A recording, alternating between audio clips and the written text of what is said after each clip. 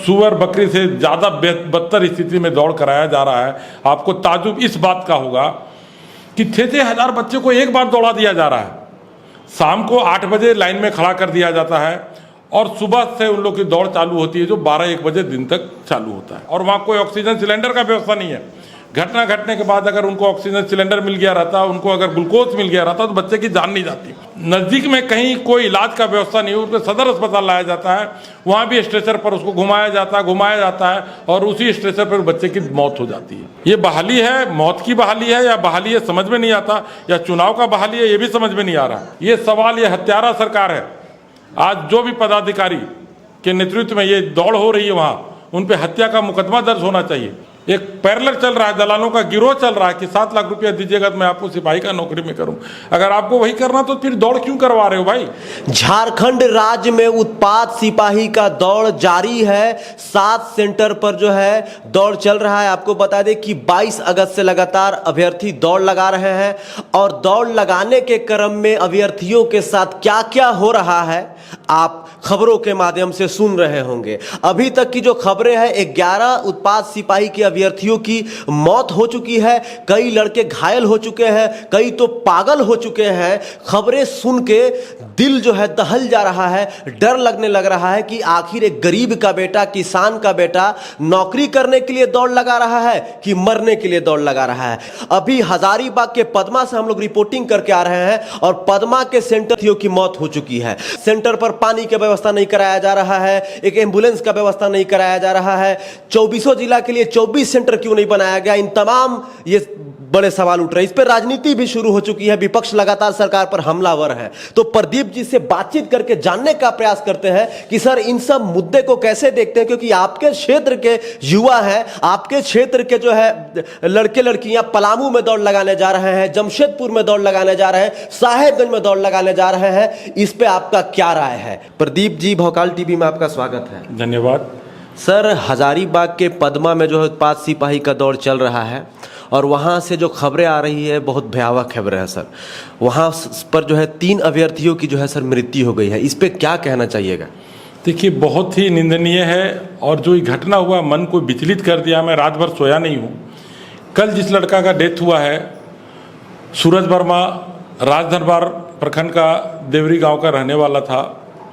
वो बच्चा जेपीएससी का पीटी कंप्लीट करता है, मेंस कंप्लीट करता है, मेंस का एग्ज़ाम दिया हुआ, रिजल्ट का इंतजार कर रहा है। उत्तर प्रदेश में माने होनहार विद्यार्थी था, उत्तर प्रदेश में लिपिक का परीक्षा कंप्लीट कर रहा है और उसमें 1 नंबर से इंटरव्यू में पीछे हटता है। बहुत गरीब बच्चे थे जिनका डेथ हुआ है। उनका परिवार कल आए थे, माता पिता जिस तरह से रो रहे थे, बिलख रहे थे। वो मजदूरी करके बच्चे को पढ़ाए थे और इतना व्यवहार कुशल और इतना जीनियस लड़का, और जिस तरह से निसहाय होके गिरने के बाद 4-5 घंटा उसको इलाज का कोई सुविधा नहीं मिलता है और बच्चे की मौत हो जाती है। मतलब सुअर बकरी से ज़्यादा बदतर स्थिति में दौड़ कराया जा रहा है। आपको ताजुब इस बात का होगा कि 6-6 हज़ार बच्चे को एक बार दौड़ा दिया जा रहा है। शाम को 8 बजे लाइन में खड़ा कर दिया जाता है और सुबह से उन लोग की दौड़ चालू होती है जो 12-1 बजे दिन तक चालू होता है। तो सोचिए, उस तरह से बच्चा बिना खाए पिए रहेगा। और दौड़ कहाँ हो रहा है? पदमा में हो रहा है। पदमा एक जंगल में, नेशनल पार्क के बगल में है। और किन बच्चों का हो रहा है? हजारीबाग के बच्चे को अगर हजारीबाग में होता तो शायद उसको उतना तकलीफ नहीं होता।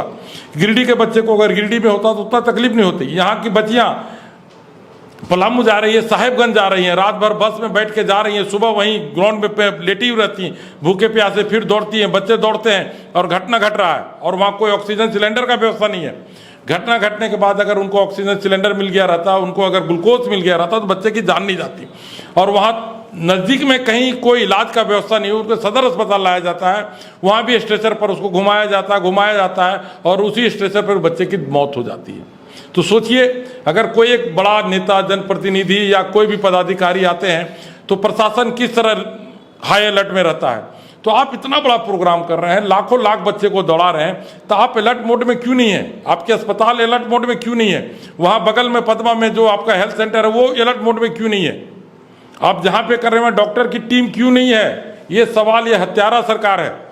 आज जो भी पदाधिकारी के नेतृत्व में ये दौड़ हो रही है वहाँ उन पे हत्या का मुकदमा दर्ज होना चाहिए। अभी जो बच्चा का डेथ हुआ है, हम मांग करते हैं आपके चैनल के माध्यम से उनको मुआवजा मिले, उसका एक छोटा बच्चा और है 7वां क्लास में पढ़ रहा है, वो लड़का ट्यूशन पढ़ाता था।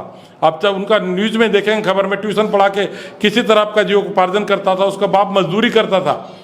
इस तरह से कमोबेश हर जगह हो रहा है। पलामू में इसी तरह डेथ हो रही, अभी तक 11 बच्चों को डेथ हो गया। क्या जरूरी था इतना जल्दी चुनाव के समय इस तरह का काम करने का? भादो महीने में हम दौड़ा रहे हैं।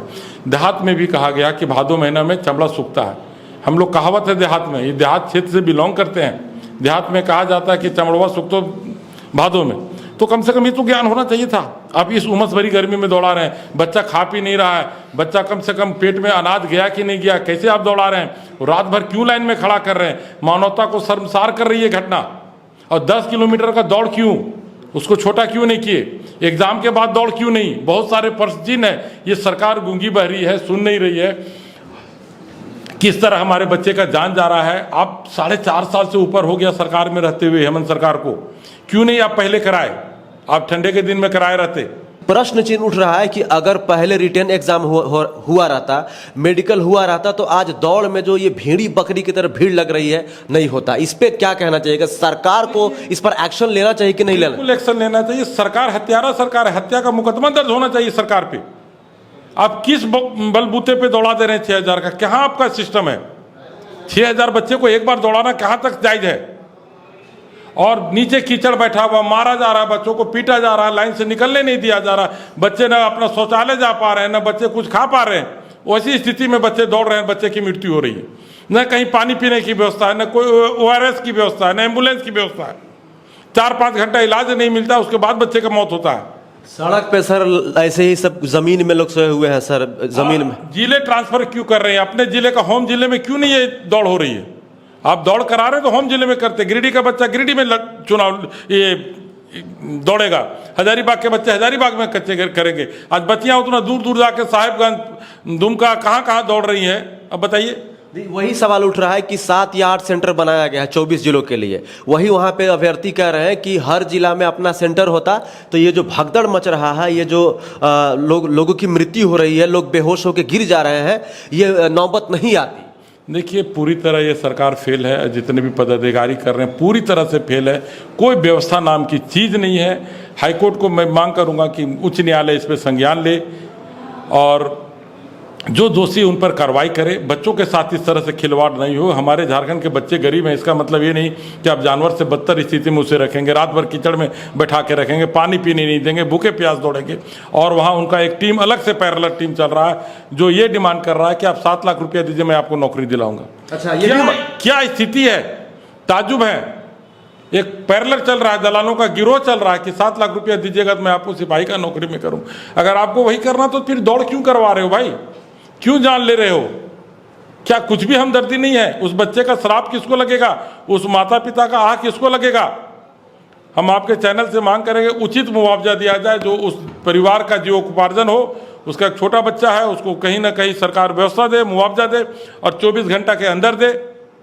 और नहीं तो हम लोग सड़क पर उतरेंगे इस काम के लिए। अगर सरकार को नहीं चिताया जाएगा तो आने वाले दिन में जो दौड़ होगा वो इससे भयानक होगा। अब जो पुलिस का बहाली होने वाला है, तो सरकार नियम बनाए कि कैसे होता है। इससे पहले भी दौड़ हुआ करता था, दरोगा का हुआ, कैसे सिस्टम से होता था, कहाँ गया सिस्टम? और क्यों कर रहे हो आप चुनाव के समय में? पहले क्यों नहीं किए? और टाइम लेके क्यों नहीं कर रहे हो? एक दिन में तो नहीं हो सकता।